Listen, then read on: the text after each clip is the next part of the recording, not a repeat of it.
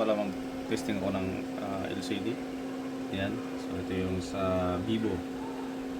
Yan.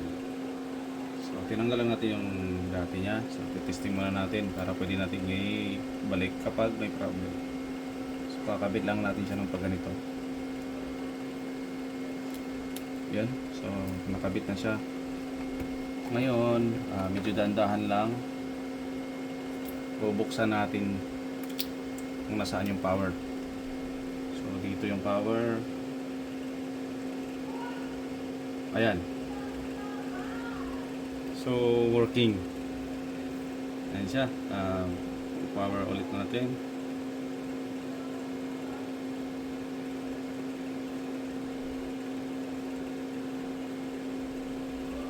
So working siya.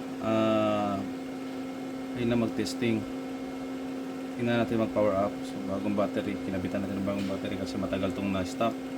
Mga 2 years na stock. So ganun din dito sa cellphone na to, ang Vivo. So pero na survive natin. Nabasa to ng dagat eh. Tapos ito naman ay nabagsak. So yan. Medyo nakaraming technician na to. Pero hindi pa rin na resolve, so parang sinukuha na yung gastos kasi palitan na talaga siya ng LCD. Before kasi mahal yung mga LCD, so nangyari tinabi lang natin yung cellphone. So ngayon ito na siya, working na ulit. Kaya natin na mag boot up, medyo matagal.